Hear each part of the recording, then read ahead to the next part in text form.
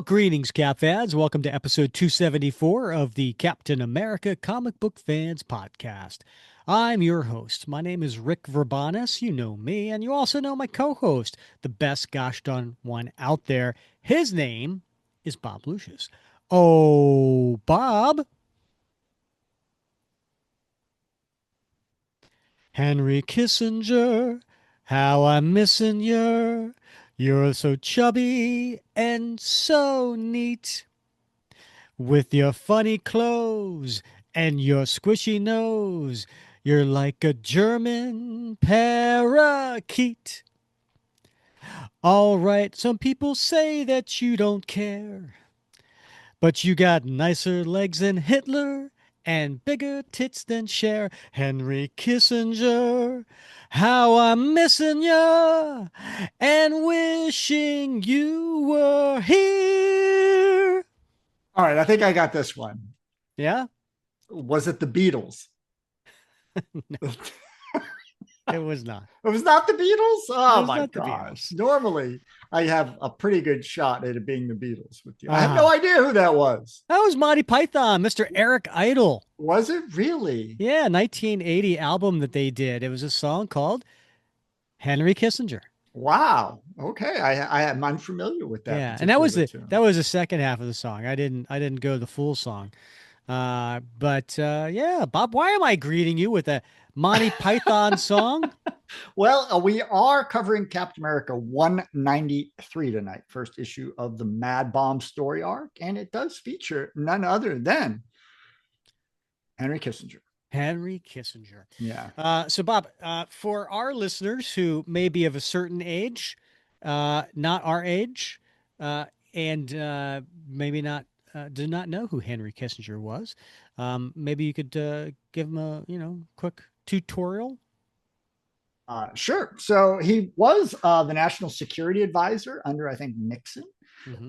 and then eventually became Secretary of State as well. I think like a 56th Secretary of State, something like that. And he served until I think, gosh, when did he serve? Certainly through the end of Ford's term, I believe. Yes. Hmm. Yeah. Just passed Yeah. away 2 years ago, if I'm Yes. not At the mistaken. age of 180, I think. 100. 100, yeah. Yeah. So, very controversial character, Rick. Yes. Yeah, either is deeply respected or deeply reviled.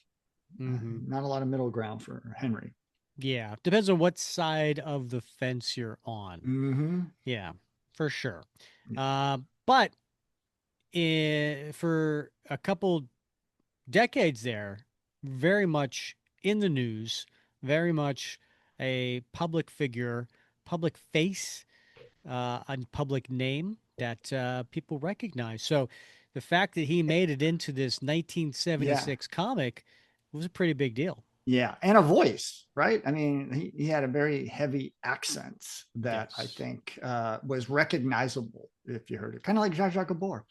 Mm, So yeah, so definitely people would have what when this came out. Henry Kissinger's in it. I know kids hmm. these days wouldn't probably know it, but that was like a big deal Kids back these then. days, I probably Gen Zers wouldn't really know who he is.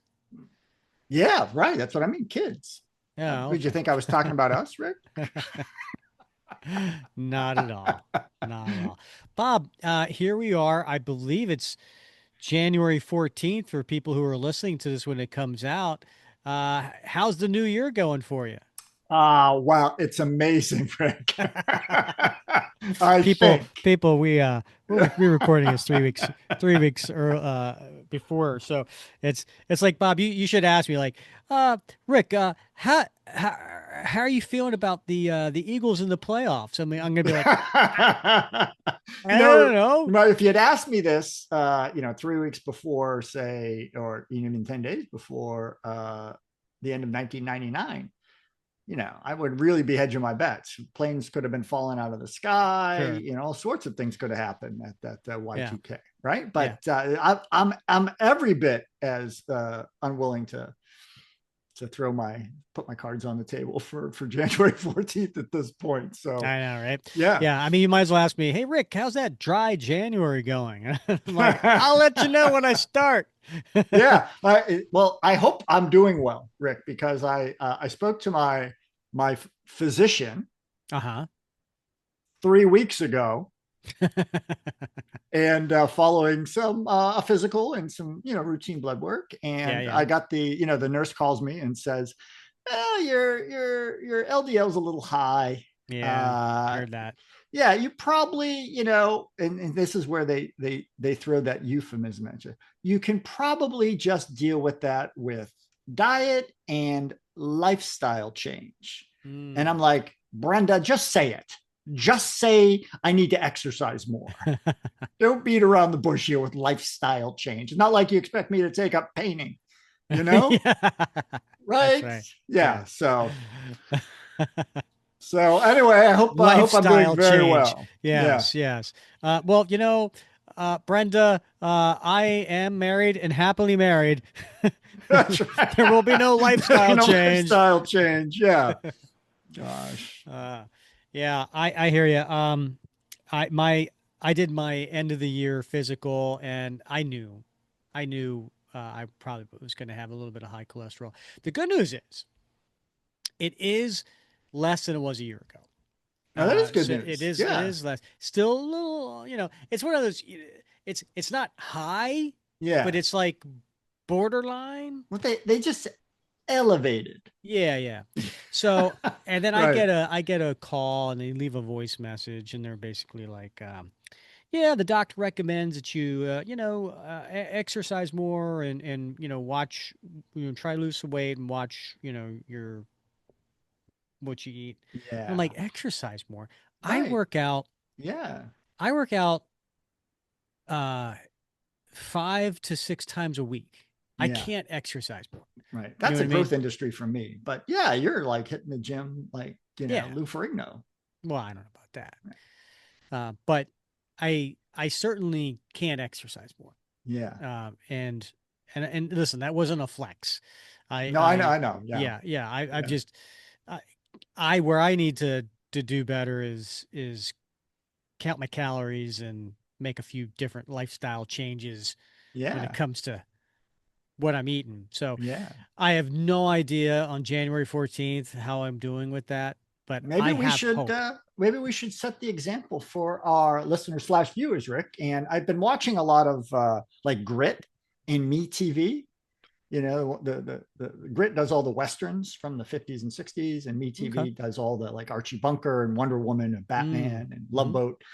And they always advertise those little treadmills that are like yay big, and they just go at the bottom of your chair, and so you can watch TV. I'm saying we should be doing that while we're doing this podcast, walking on Oh, our okay. I was little. gonna say I don't watch a lot of TV, so that'd be kind of Yeah, tough for me. we But could walking on our lot, well, doing our little treadmills while we're doing our show. oh, okay. Yeah, That's not that doesn't. set I the good didn't think example. that that's what you were doing with No. those motions. By the way, I I I love my the mind went company. somewhere else. But I love the company. Yeah. uh, Can you sing uh, some more? no, that's okay. So I speaking of working out, I don't consider this working out, but I went to my chiropractor and my PT tonight, and we're actually recording this a day. We normally we record on Tuesday evenings because of the holidays. We're recording on Monday evening, and I have a bi-weekly appointment where I go in, I get adjusted, and then I do like 30 to 40 minutes with my PT because I just got some issues I got to work on, right? And he's the one who told me I need to work out less. Oh, Um, wow. yeah. And in any case, um, I'm I'm there tonight, and I'm wearing this sweatshirt. Okay. Yeah. Underneath, okay, in the Yeah. honor of Jack Kirby, I got a Okay. Jack Kirby t-shirt, Nice. All right. right? Yeah. Right. And in the honor of Jack Kirby, I have some Captain America socks with a little Jack Kirby Captain America head on it. Wow. Okay. Yeah. And then for James Foley, yes, James, I am wearing the boxer briefs with the Captain America on there. I know, TMI. Yeah. But in any case, Yeah. I'm like, when else am I going to wear it? Yeah. Right. Yeah. I'm one of those people. You give me something, I'm going to wear it, Right. and I wear it on the days that I record. For those who did not know that, but in any case, I'm I'm on the floor Yeah. and I'm on a roller and Yeah. I'm like doing these exercises and my sweatpants, my joggers are creeping up a little bit, and you can see the socks. And my guy says to me, he says, because he mentioned he saw the sweatshirt, and he Yeah. says, "Oh yeah, that's a cool sweatshirt." Blah blah blah. And then he goes, "Ah, do you have Captain America socks too?" And I'm like, "Yeah, keep going. I got more." Yeah. And then I told him I was like, "Yeah, I'm wearing it because it's recording day." Yeah. Yeah. All right. Yeah. So you called out James Foley. Why is that, Rick? Oh, well, James had made the comment before when I had, I don't know, maybe like a year ago. Um, when I mentioned my Captain America boxer briefs, Uh-huh. he left a response saying, "Hey Rick, Ah, TMI." okay. Yeah. They Yeah. they don't understand, Rick. They don't understand how words hurt, you They know? don't understand my commitment. Well, that's true. Yeah, that's true. Just today. Now, mind you, this is 3 weeks prior to release date. Two of our listeners and Facebook members were making fun of me in the Facebook group about the fact that I don't open boxes. Can you believe that, Rick? Who were they? You want to name them? Tom Boyd, Grandpa. So Oh, yeah, Tom and I Grant. see you Hmm. guys. Yeah, they're right, of course, but Of yeah, course, yeah. yeah. I didn't catch that. What was it on? Was it about Uh, the gift I gave you? no, it was a Grant had done a little video and he was talking about the issue in volume 7 where Steve Rogers invites Jet back to his apartment and he's got Hmm. his big museum, Oh yeah, right, yeah. right? Uh-huh. And Tom said that probably looks a lot like Bob's garage, except everything would be in boxes. And he's right, of course. Of course. Yeah. Yeah, so Yeah. All right. All right. Well, hey, I our do our feel li- seen. our So listeners know yeah, us. yeah, Yeah, I gotta say, Bob, it is such we always record 3 weeks out, right? But this time of year, it's just really weird. Like we it can't is. talk about things. Right. Like it's like Yeah. we're a couple days away from Christmas, Yeah. right? So it's like we can't talk about Christmas, we can't talk about New Year's, we can't talk about Yeah. anything else that's like holidays or going Right. on, Yeah. the New Year, or what'd you do Right. during your holiday break, because we haven't done it yet. Right. That's right. I mean, you record 3 weeks early in April. You're just 3 weeks late in April Yeah. when it comes out. Right. Like, so Yeah. what? Yeah. But yeah, there's a lot compressed into this time of year. Yeah. So We do our anniversary special. We usually have a guest the first week of, what I mean? Like right. we're Yeah. all out of whack. Yeah, and it's just the craziness of this time of year as well, which I know many of the listeners can relate to. Of like time Hmm. flies, and there's a lot getting done or not getting done, as the case may be. Yeah. This time of year. So I will say, and this is a couple weeks late, maybe even 3 weeks late. Um, we got a really good reaction to those Chris Giarusso Happy Holidays daily posts that I've been doing in the group. I did the 12 days of Christmas, and I basically took 12 different Chris Giarusso Happy Holidays uh, pieces of art that he has done over the years, and at noon every day Eastern time, I have posted those, and they've gotten a lot of good responses. I think I'm going to try to do this every year. yeah, they're fun, right? I mean, they're eye catching. I mean, they're like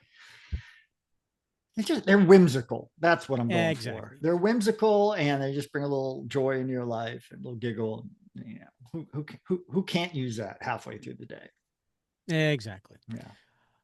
All right, Bob. I think we should be getting to today's issue. So we are kicking off the 2026 Long Tail Story. So this is the second week of every month. We do a continuation of a story, and the one that we've picked for this year is the return of Jack Kirby to the pages of Captain America and Marvel, for that matter, right around the bicentennial, leading up to the bicentennial, I should say. And it's the classic MadBomb story where Jack is writing, he's drawing, and so on. And so we're kicking that off today. And the goal here in July, when our country is celebrating 250 years, we're going to be doing the comic that is celebrating 200 years. So it's 50 years later, and we're doing this. I don't know. I thought there was a lot of symmetry there, and thought it'd be fun for us to cover. Yeah, of course, right, and that's a beloved issue as well as this is a kind of a beloved story arc. So a lot of folks were excited for us to do it, and it's a seminal story. Like if you think of like, oh, okay, let's think of some key story arcs. Mad Bomb always jumps out as one of those that made an impression on people. So Yep. definitely worth doing. Yep. And the release date for this particular issue, which is Captain America 193, it was October 14th, 1975. And the cover date is January 1976. The cover, classic cover. This is a cover done by Jack Kirby and John Romita Sr., and it is been used and reused over and over again with Marvel marketing materials that you will have seen. Uh, they've done, all kinds of. I think back in the day, they Oh they my were gosh. they were doing these spiral binders and notebooks Trapper and keepers and yeah, and they coffee had mugs. stickers, and that was Yeah. back then. And since then, of course, this particular cover has been on people's T-shirts and posters and things like that. So, Bob, Yeah. do you want to take this cover uh, through so our listeners get an idea about it?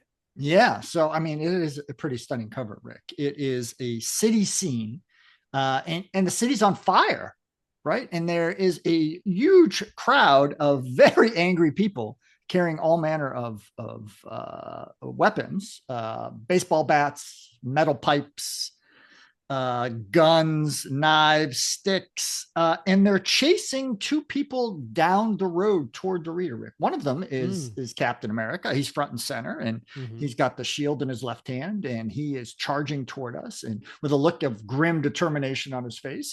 And over behind him on his right side is the Falcon, and the Falcon is charging behind him, but his head is turned back looking toward the crowd. So, and it is a crowd of dozens that is chasing them with fury in their eyes. So it is. I mean, you're like, what the heck's going on here, Rick? And there's no doubt that this is why this cover is probably in the top 5 known covers of Captain. I bet if you went down to a certain store right now Mm-hmm. that sells, all sorts of knickknack and decorative items. It's a very well known store. You will walk in, they will always have a little section on comic book stuff, DC and Marvel, and you will find this in a framed print of some sort, Mm-hmm. right? Because it's that well known. Yeah, 100%. And it's been used for marketing purposes, I mentioned. So yeah, it's a really, really cool cover. And one of the things that it says on the cover, it says King Kirby is back and greater than ever. And so just to kind of paint the scene here, so Kirby has been gone over to the Distinguished Competition, also known as DC Comics, Right. and uh, been over there for 5 years. So Kirby left Marvel in 1970 due to creative differences. Um, and we won't say really why. Stanley, and the, you know, went over there for 5 years doing all kinds of cool stuff, and then Marvel coaxed Jack back.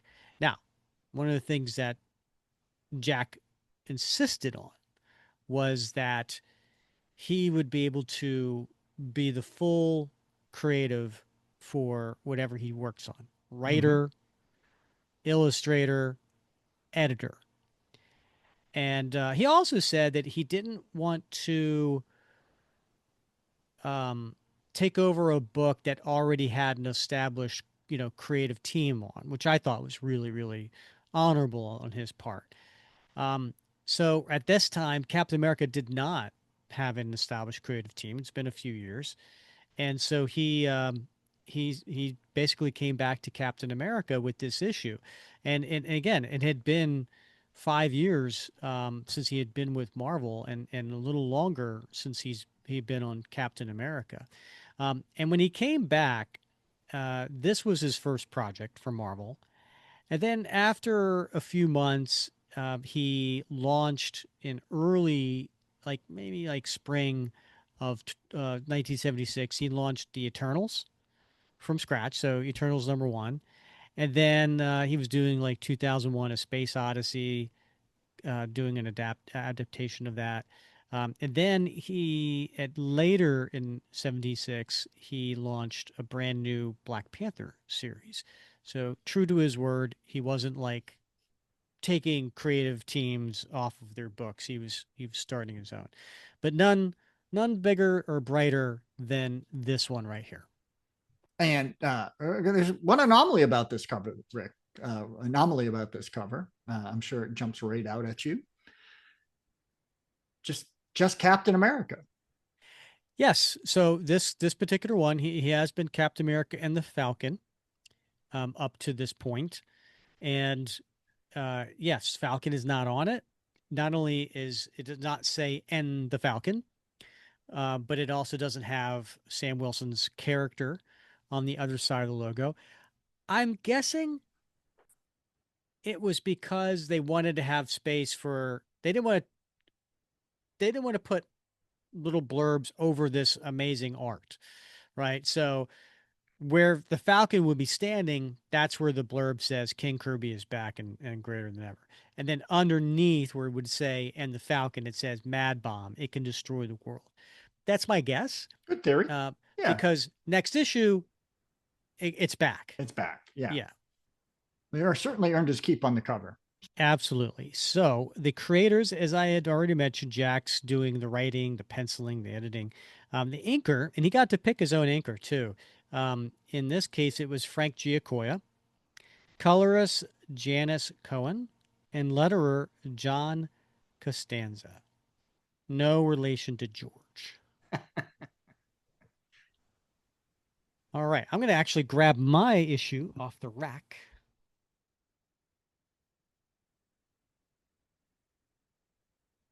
25 cents, Bob. 25 cents got you this back in late 75. It's a lot cheaper. I hauled the omnibus off the shelf for this tonight, Uh and huh. definitely a lot cheaper than the omnibus. All right, so we open it up, and there is a splash of a giant mouth, and we're just seeing lips and teeth essentially, and it's yelling and standing in front of the mouth. And again, this mouth is in relation to Captain America and Falcon, it's probably like 10 feet tall, Yeah, right? for sure. And Yeah. and Cap and the Falcon are holding their ears with their hands and grimacing in pain as this mouth is yelling. And it says at the top, "The great American bicentennial is coming, but will it be a time for joy or the moment of this country's greatest danger? There are those who know, the hidden heroes in a vast, desperate search for the most malignant conspirators in our history, and their insidious creation, the MadBomb." And the title to this one is, Bob, Screamer in the brain. Stan Lee presents Captain America and the Falcon.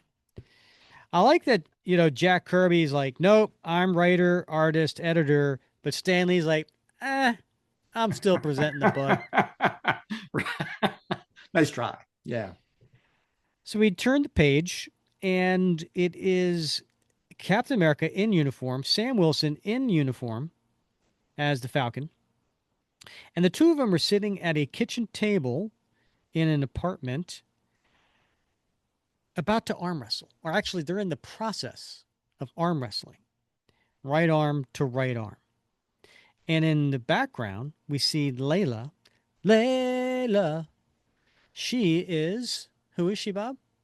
Well, she is the sometimes on, sometimes off again girlfriend of Sam. Yeah. And she looks like she's pouring some coffee. And it reads, "The trial of the Falcon is ended, and its memories put out of the minds of Sam Wilson and Cap. And so, days later in New York, bring on the health food, Layla. It may save the Falcon from a bruised ego. I don't know how you clowns con me into brewing Java for you, but don't make a habit of it. Don't fret, little Layla. Cap's happily deluding that he can put me down. Delusion, eh? I could feel you weakening, my friend, turning to mere putty in my grip. Take this stuff, heroes, before I throw it at you. Hold it, Layla. Things are going my way. He's almost out of the ball game." At that moment, the mind wave strikes. It lances out of nowhere, an evil and invisible phenomenon, which causes Cap to explode with hate. And Bob, what is this mind wave? I don't know, but it looks like a crazy wavy wave that is emanating from somewhere else, and it's striking the forehead of Captain America, right smack dab in the A. He got him right in the A. That's gotta hurt. Oh, it really does. And honestly, this invisible phenomenon, of course, whenever I see phenomenon, you know what I think of? What? Phenomena. Do, do, do, do, do. Phenomena. Do, do, do, do. That's, I swear, that's what I always think of. But Cap gets an angry look in his face, Bob, and he yells out, "I'll break you, Falcon." Huh? The Falcon receives the next salvo. It instantly ignites the fury and frustration beneath the color of Snap Wilson's skin. He roars in anger. "Try it, Whitey. Just try it, and I'll—" Tempers flare. Friends become deadly enemies, and shouts turn to blows. And sure enough, the two of them now are fighting each other, and the chairs go flying back, and the table gets pushed over. "That does it. I'm going to hammer you into the ground." Good Lord. Suddenly, Cap draws back. He struggles to repress his violent feelings. "Wait. Back off, Falcon. What we're doing is madness. You're right. We were acting like fools." Marshaling forces of superb discipline, the two superheroes recover their sanity. But Layla is not so fortunate. And what's happening to her? Well, she has picked up a knife, Rick, and she's got a crazed look in her face. And once again, we see that crazy wavy wave striking her in the forehead. "Layla, put down that knife. Not until I finish off the two of you." And Sam goes up and he holds back her wrist. "Let me go. Don't stop me. I've got to." Cap, she slipped her tracks, just like we did. Something's wrong. "No, Layla, stop." "Disarm her before she injures herself with that knife." And Cap picks up his shield. Cap knows nothing about the MadBomb, but its effect has already spread to the streets. A brick suddenly shatters one of the windows, Crash! and it ricochets off of Bob's shield. Or Cap's shield. The sound of chaos filters into the apartment. What's happening? Has a whole town freaked out? Listen to that noise. Stay with Layla. I'm going out there. And we turn the page. A moment later, Cap is greeted by an indescribable sight. Bob, describe it. It is indescribable, but I'll do my best, Rick. So it looks like there are several fights going on down below the fire escape, but there's also people hanging from the fire escape. A man looking out the window who looks like he wants to get involved in that fight. It's a bedlam, Rick. Great Jupiter. The streets are jammed with people. They're behaving like wild animals. That man firing the pistol. I'll have to stop him before someone stops a bullet. Pow! Uh-oh, he's seen me. I hope he's bad with moving targets. Ha ha ha! You're a dead duck! Sorry, friend. This duck doesn't aim to please. Wham! Cap acts quickly to tranquilize the gun-happy pedestrian. A little sleep will do wonders for you. Splat! Ugh! Suddenly, and a guy comes up behind Cap and puts his arms around him and starts choking him. Gotcha, man. You ain't jabbing your way out of this. Ha ha ha! Easy, fella. Stay cool. Even as Cap rids himself of another attacker, he finds himself in the center of a destructive human horde. And he does. He flips the man. And there's a guy there with I don't know, a metal pipe of some sort. Smash everything! Everything! They're all raving mad. It's as if every mental institution in the city has released its inmates. Heave! Heave! Turn the car over! It's a lot of fun! Ha ha ha! There's no stopping it. This insane vandalism is out of control. Everyone seems bent on destroying whatever they see. It is the MadBomb at work, unseen and undiscovered. Its invisible waves are screaming in a sea of minds, driving the crowds to violence, creating a force against which even superheroes are helpless.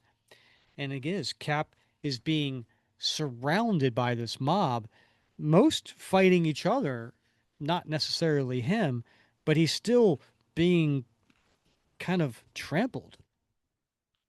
For the first time in his career, Captain America finds himself unable to use his courage or strength to stem the overwhelming crunch of humanity unhinged from its anchor of stability. The crazed mob thins out. Cap is severely battered. His senses reel, and in his brain is a shrill, rising scream. Then he sees it, wedged in a space between two buildings. The Mad Bomb. And what do we see, Bob? It looks almost like a hand grenade, like a pineapple hand grenade, Rick, but Kirby styled one. So it's gray and oval shaped and very very bumpy. Sounds inside my head. I'm strung out. Must control my nerves. Eh? What's that? Looks like some kind of mechanism. The mind waves grow stronger as Cap draws close. He struggles to resist the savage emotions that are boiling to the surface. What is it? What is it? Somehow, he senses that the thing is the source of his torment, the epicenter of the upheaval surrounding him. Slowly, painfully, Cap struggles forward. When he's within reach of the object, his iron will gives way. He yields to the demons in his brain. Cap becomes one of them. Ah! Ha ha ha! I've got it! I've got it! Ha ha! Cap is completely absorbed in his find. He ignores the danger about him as he toys madly with it. And there's a civilian that comes up and he's got a mallet in his hand, almost like a small version of Thor's hammer. Yeah. Hey, drop that. I want it. It's ugly. Very ugly. I don't care. If you don't give it to me, I'll. It's ugly. It ought to be smashed to pieces. Smashed. Smashed. Before the hammer descends on Cap, his shield demolishes the evil mechanism. Crack! The screaming suddenly stops. And in the ensuing silence, both men sink slowly to the ground. For a seemingly eternity, Cap seems to drift in an ocean of darkness, and when he finally regains consciousness, what happened? I I can't even remember passing out. I feel as though I've been sitting through reruns of old nightmares. Must get my head together. This town is in trouble. And we turn the page, and it's a gigantic splash page. Captain America rises shakily to his feet and realizes how sorry he has underrated the situation. The madness seems to have subsided, but in its wake is a scene of utter disaster. Bob, what's going on? Oh my gosh, it's crazy, Rick. It's, as you said, it's a full page splash and it's a city street and there are cars burning, there's buildings raging on fire, there are men and women strewn across the ground with debris everywhere, and everyone is waking up from this stupor, and they're either hobbling away or their clothes are torn and they're looking confused. It's a nightmare scenario. It is, yeah, it is really really bad. You have a lot of destruction. You have signs being torn down, cars on fire, um, smoke coming from manholes in the street. It is, in addition to the fire, things on fire. You even have the Kirby crackle there. And Cap looks around and he sees the people who are in distress. I I haven't seen anything like this since World War II. The city is in complete shambles. Where am I? How did I get here? Suddenly, a huge sign detaches itself with a loud snap, and that old woman, trapped beneath the falling sign. It'll crush her. Help! Help me! Cap streaks to her aid, but another joins the rescue effort. Falcon! And Falcon does. He flies by. I'll do the job, Cap. You're still a little shaky on your pins. And he picks up the woman before it lands on her. Pow! Oh, don't worry, lady. It never touched us. Good work, pal. You really seem to know when you're needed. One good deed won't make up for what happened tonight. Our work is still ahead of us. Thank you, young man. Thank you. Now, I have to say, Bob, uh, I don't know about you, but what came to my mind when Cap goes, that old woman, I just think of Monty Python and the Holy Grail. Man! What? I'm a man. Oh, from a distance, you look like. My name's Dennis. Well, I didn't know your name was Dennis. We didn't bother to ask, did you? that's that's what I think of. The old woman. Yes, yes. How's Layla? Has she calmed down? It seems like everyone has, but that won't shed any light on what happened. We've got a mystery on our hands. What caused all this? Was some kind of unnatural phenomenon responsible for this madness? Wait, I think I've got. And then who comes out of the shadows, Bob? Well, it's a Natalie attired man wearing a green suit and a matching green hat with dark sunglasses, Rick.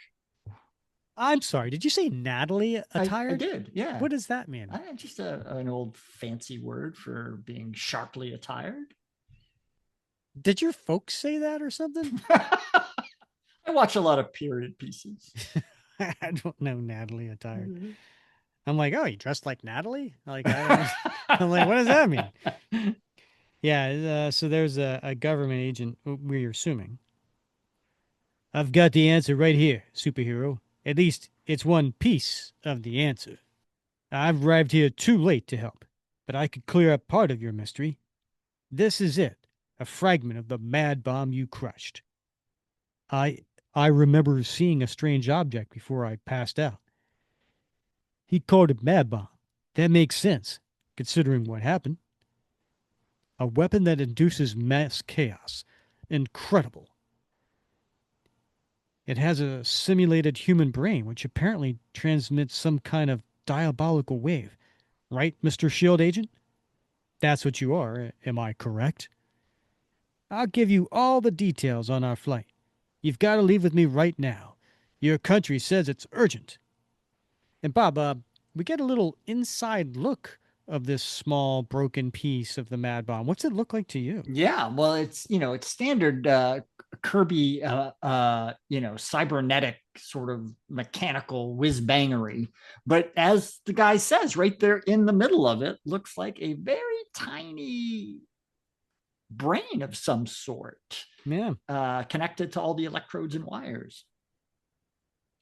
Next panel, we see a jet, a passenger jet flying over mountains.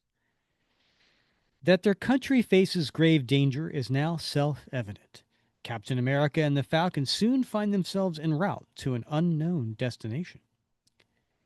You say the government is aware of these mad bombs. Do they know who's making them? Every available S.H.I.E.L.D. agent is on the case, but we're still batting zero. Oh, by the way, Bob, batting zero, that's a sports reference. Ooh, I love those sports references. Yeah, yeah. It's, Yeah. Go it's a, team. it's a baseball Oh, reference. right, Yeah, right. meaning they're not hitting with their bats. That's not good. No, Okay. no. That's why we slammed the lid on this thing. The news media reports your incident as a riot, but we know that we're faced with a fearful conspiracy. Conspiracy. In this year of the bicentennial? What an ironic twist of fate. Hours later, Cap's looking out the window. Looks like we've reached a sort of installation. Are we landing here? That's it. Mad bomb control. We're going in. The landing is made and the passengers disembark, but they're greeted with soldiers, Bob. They are. There's a bunch of soldiers dressed in fatigues with look like automatic weapons. You know the rules. Flash your ID. Relax. The triggers, men. I've brought two VIPs. Man, these jocks sure are nervous. I'm not even going to sneeze. Spare the humor. Pass on. This is where we part company. When that door opens, walk in and keep going. Hey, what's going on in there? Let's just follow instructions, Falcon. The door silently opens, revealing a stark, dimly lit interior. Cap and the Falcon enter cautiously. Let's go, Falcon. No need to drag your feet. I can't explain it, but I'm getting bad vibes in here. The Falcon shoots a worried glance behind him as the door slides shut. Didn't you notice that door? It was about 4 feet thick. Whoever invited us doesn't intend to let us out. That's sheer nonsense. You're beginning to dramatize the security routing. Oh, yeah? You smell anything? Gas! Cap has an alarmed look on his face. Next thing you know, there is a bunch of clouds coming up into the corridor that they are. And Cap is coughing. There's no way back. Try to find some sort of opening ahead. Go! Go! Man, I'm going. The gas is fading out in the area. But look, what's coming our way? Flying rammers with the speed of missiles. Can't see. My eyes are smarting. With amazing agility, the Falcon darts between the hurtling rammers. Clear your vision, Cap. Here they come. Only Cap's swift reflexes save him when the rammers strike, and he puts his shield up, Bob. Bam! Got 'em all, except this one. And Cap reacts with lightning speed. His shield flashes and cuts through the rammer, just inches from his face. which is pretty cool because it's like it's coming fast, apparently at the speed of a missile, and coming right at his face, but Cap's faster, and he takes his shield and he splinters the rammer. The flying rammer. Yes. Yeah. Now we get through a few pages of ads. I don't understand this. Can our own government be doing this to us? Why? Why? Maybe we've been suckered by the wrong crowd. That's why. We've reached a dead end. We're trapped. Suddenly, look out! The walls are closing in on us. And it's true, these brick walls keep moving in. We're not going to make it, man. It's bone crushing time, and it's our bones that are going to be crushed. Look around. Look for some gimmick. There, below. It's so tiny, I almost overlooked it. Hang on, Falcon. Cap's foot presses down upon what appears like a small button. Then the floor opens beneath the two. They plunge into the darkness below. In the nick of time, I'll say. Here goes anything. Good luck. Its short drop into another corridor. Like superb athletes, Cap and the Falcon land on their feet, ready for action. There's a light ahead. Let's move. The two waste little time. They leap towards the light and into the most surprising of situations. And what do we see, Bob? Well, it is another full page splash, Rick, and they come.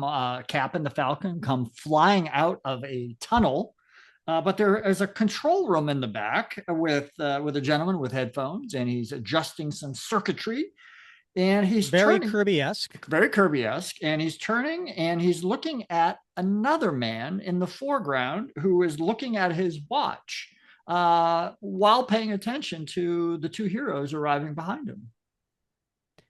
They're coming through, Mr. Secretary. They cleared the panic course in record time. An amazing feat of coolness, timing, and dexterity. Looks like we found the bigwig room, but it still ain't out of the woods. If that's who I think it is, we should get some straight answers. I've been waiting for this. Ha! You dreamers, you. The test isn't over yet. We'll have our chat if you survive this final hurdle. I'm angry enough to tackle 100 hurdles. Back off, Falcon. I'll handle this. They're all yours. And we got what, like four guys? Yeah, yeah. Yeah, in plain clothes, come rushing in. Take him, men. Give him the full treatment. That's right, boys. If he is a superhero, let him prove it. A 90-pound weakling could do this if he is ready to blow his top. Look out! Cap strikes like a raging whirlwind, and in the results are about the same. By golly, he is tossing the entire Furschlinger crew. Stop. I ordered you to stop. Enough already. There's no need to turn this test into a massacre. Let him go, boys. You're dismissed. Yes, sir. There's no doubt that this is Captain America.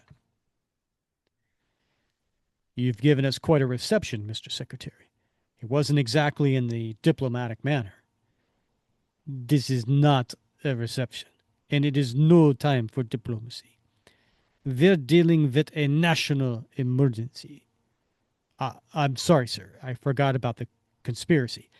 I suppose it's a poor time to trust anyone. That's all right. I like you too. I apologize. You may call me Henny if you like. But right now, gentlemen, you must listen.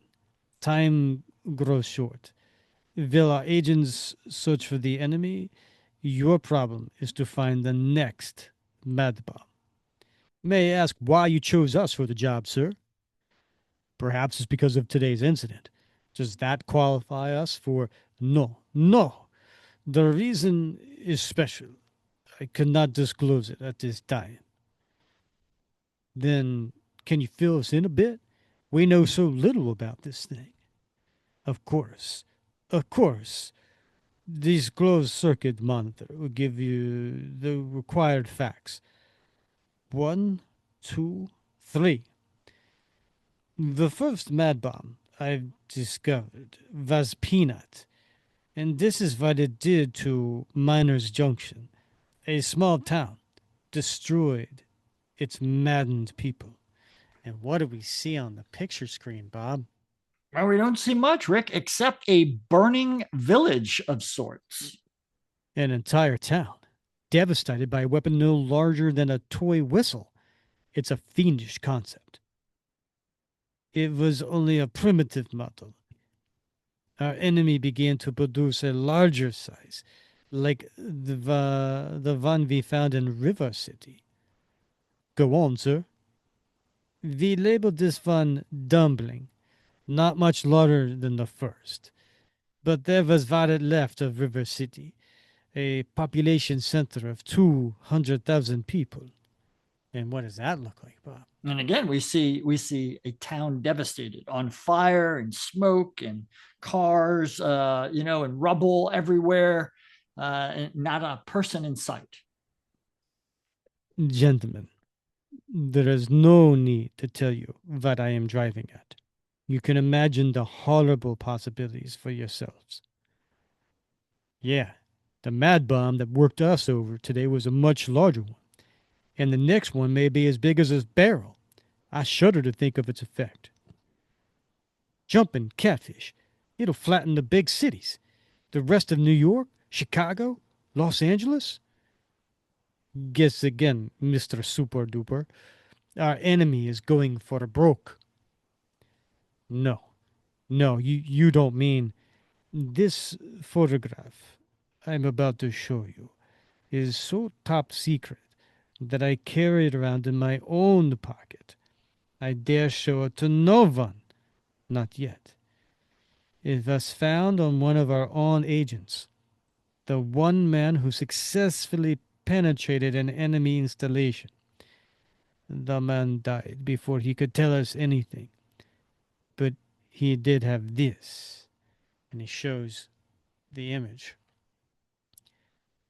I don't know if I want to see it, but I guess it's my duty to force myself. If this is the picture of a piano-sized mad bomb, we'd face a formidable task. Cap and the Falcon are transfixed with horror when they view the photo. I I can't believe my eyes. It's worse than we thought. It's worse than anything ever imagined. It's all clear now, Falcon. The secretary needs say no more. The size of our job is geared to the size of that bomb, and we can't allow any room for failure. We can't fail. We mustn't fail. Not when our objective bears the label of Big Daddy. Big Daddy is designed to destroy the United States, and my guess is that he's timed to go off at the start of the bicentennial year. That is, unless we find him and destroy him, or die in the attempt. Bob, what's in the picture? Oh my gosh! We saw what the small hand grenade size mad bomb that Cap destroyed early on in this story. This one is exponentially larger. It is probably 40 or 50 feet tall. It dwarfs the technicians standing around it working on this bomb. Yeah, it's easily 2 to 3 stories tall. Indeed, yeah. Yeah. Next, Cap and the Falcon hit the trail, the most hazardous hunt of all time. Don't miss the Trojan Horde. All right, Bob, Kirby's back. What'd you think? Kirby is back, and it's got all the hallmarks of Kirby, Rick. The language, the catchphrases, some of which I had to look up because I was curious. Yeah, something about on the pins or something. Yeah, and the jocks, and just the technology. It's classic Kirby, right? It is. Classic And, Kirby. and if you were missing Kirby, you just got you just got a mouthful. You just are like, yeah, like you're Yeah. excited. You've been missing Kirby, then here you go. Jackpot. Mm-hmm. Yep. Jackpot. I see what you did there. This is good stuff, Rick. Yeah. Good stuff. Yeah, So indeed. Uh, all right. So interesting start of the story, yeah. right? Mm-hmm. Kind of immediately pulls you in within the first page of all of a Yeah. sudden there's this fight going on between Steve and Sam, and then we realize it's something else is causing it. Like they didn't hide the fact that there's this thing called MadBomb. It's on No, the they didn't waste cover. any time getting to it. Yeah. Yeah. Yeah, there's no buildup. If this was an Ed Brubaker story, this would have taken that first few pages would have lasted the whole issue, Yeah, you're right. right? Like there has been Yeah. this big buildup to it, Yeah. Right. Yeah. No, he cuts right to the chase that this is what they're dealing with. I mean, they obviously don't know the who, but they know the what. Mm-hmm. I was a little surprised though, Rick. I mean, you must have noticed that there were at least two occasions in this story, three actually, if you think about it, that Falcon was sort of outperforming Captain America. How so? First one, I mean, I love Sam, but there's no way Sam's going to beat Steve in an arm wrestling No, contest. It's just not exactly. going to Yeah. happen, right? Right. So, Yeah. number two, he recovers faster than Steve does when the Mad Bomb effect wears off after. Now, could have been, Steve was closer. Cap was closer Yeah, to he the had his Mad Bomb. hands on it. It was, yeah, All I right, but don't I'm I just don't have an saying. issue with that. But like he, swoops in and rescues the old lady, and then Mhm. when they get to the test leading up to Secretary Kissinger, Uh-huh. Steve's kind of naive about the whole situation, right? Whereas Falcon is like on top of things from the get go, and is like ahead, charging down that tunnel, It's dealing. true. Yeah, so Mhm. interesting. I thought that Falcon was doing a great job here. Mhm. So Yeah, no, all good points. Yeah. Um, I did think it was a little odd. I was like, yeah, Steve's gonna beat him in an arm he's playing wrestling. with them. Yeah, yeah, Yeah, yeah. But yeah, no, I hear what you're saying. Um, you feel what I'm laying down? You picking up what I'm laying down? yeah, sure, Yeah. Bob. All right. Let's go with that lingo.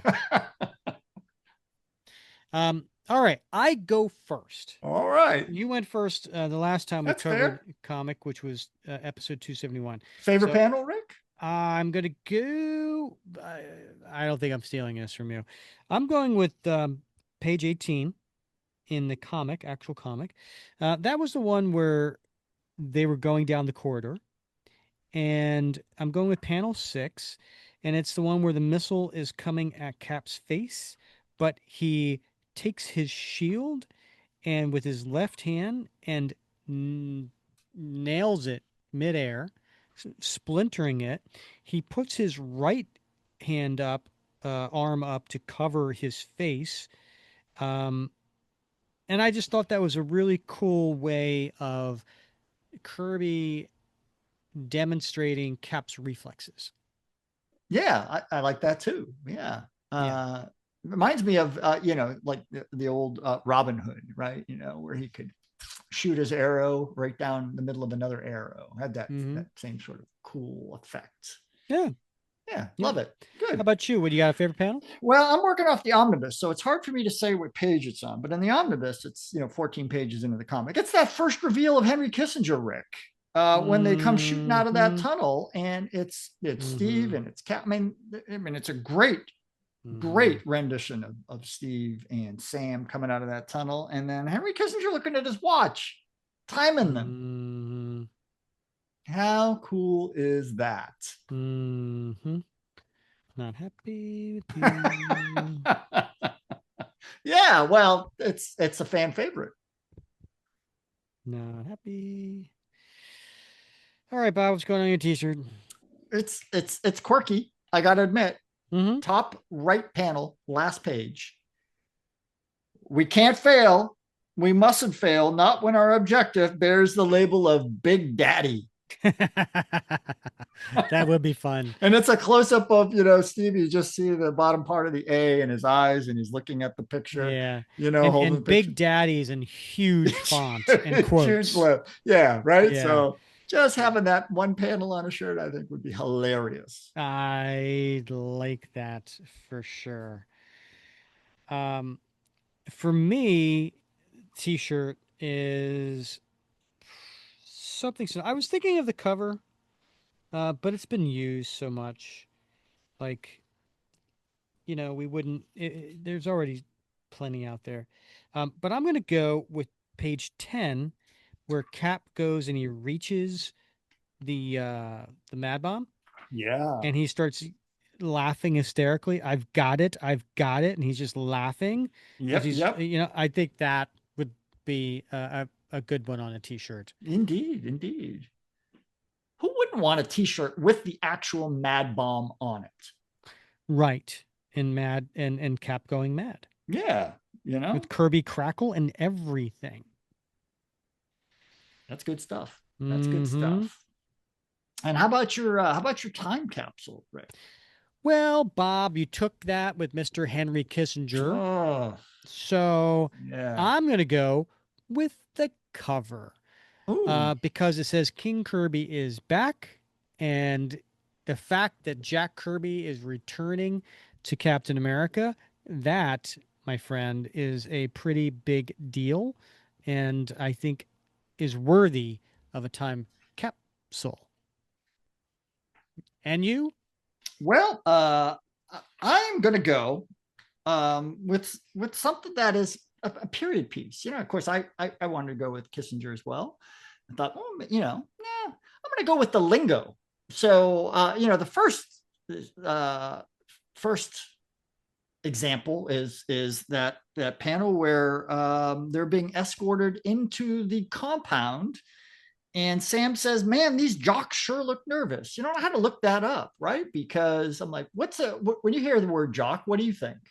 I think of an athlete. You think of an athlete, right? Yeah, and that's what I think of too. But back in World War II, it was a slang for it was really a slang for Scottish soldiers, but it was used more broadly to refer to other soldiers as well. So here we have Kirby drawing on his experience.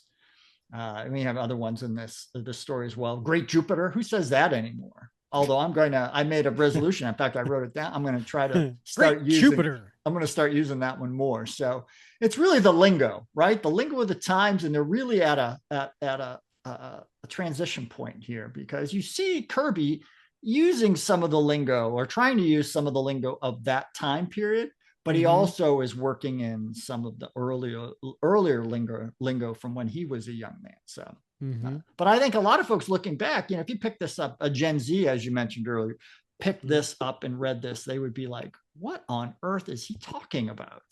So you mentioned when he was Jack was younger, right? Mm-hmm.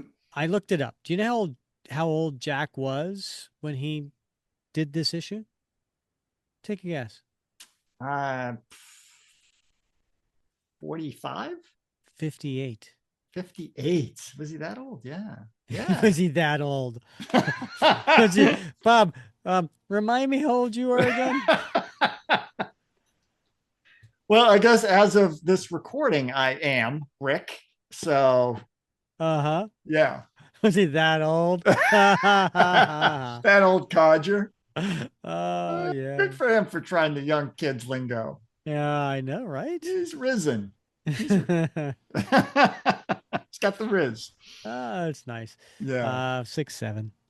So, um, all right. Well, this was a good start. This was a good start to kicking off our long tail story. And if you want to hear part two, which would be Captain America 194, make sure you come back in 4 weeks, which would be episode 278 that comes out on February 11th. So make sure you come back for that. Um, I do want to say, Bob, I want to read. We got a Cease and desist letter? No, no. No. We got a new Apple review. Oh, okay, that's better. Yeah, do you want to hear this Apple Yeah, review? I absolutely do. All right. This is a 5-star review from Pen 2K, and it was given on December 3rd. And the title to this one is What Would Cap Do If He Had a Podcast? This podcast covers all things Cap related from the 1960s to today. Friendly, knowledgeable hosts bring a lot of fun in every episode. First class podcast, all caps. Bob, which one of us is friendly and which one of us is knowledgeable? Oh, that's a tough one. I know, right? Yeah, that's a tough one. Uh, Yeah. all right. Well, thank you, Pen2K. And guess what, Pen2K? You won the 6-month subscription to coverprice.com. So thank you for your entry into the contest. And you are a winner. So please reach out to me at capcomicfans@gmail.com so that I can get you hooked up with your half-year subscription to Cover Price. That's awesome. A lot of great features on that site. So you're Yeah, going to enjoy it. 100%. And also, we just want to remind people if you want to give a 5-star review, make sure you go onto Apple and we will be happy to read that here. And also, if you want to support the show in other ways, in the show notes of every one of our episodes is a little link that will take you to the top 10 free and quick ways that you can support the show. And anywhere from just liking us here, leaving a comment there, to uh, anyway, it again, fast and free, different ways that you can support the show. If you want to go beyond free and support the show financially, you can go to buymeacoffee.com/Cap Comic Fans, and you can sign up there for a Shield Slinger level, which is $5 a month. And $5 a month gets you a bunch of perks, including after 3 months, you get a What Would Cap Do challenge coin that we will send out to you. And you get entered into all our contests. You get to submit questions for our guests, all kinds of fun things. So make sure you check that out at buymeacoffee.com/Cap Comic Fans. You can't beat that value, Rick. You really can't. It's like the price of a comic, but you get 4 or 5 episodes a month. Yeah. I mean, and all this fun, this friendliness, and this knowledge. Yeah. And we might even know you by first name, like Tom and Grant. And James. That's true, right? Yeah. And thanks, everybody. We really appreciate your comments on Facebook, on YouTube, on Spotify. So please continue to send those too. We'd love seeing those. Bob, any final words before we call this an episode? No, I just hope everybody's having a great New Year, Rick, like you and I. Absolutely. Whatever that means. Whatever that means. Yeah. Yeah. All right. For Bob Lucius, I'm Rick Verbanis, and you have been listening to another episode of the Captain America Comic Book Fans Podcast.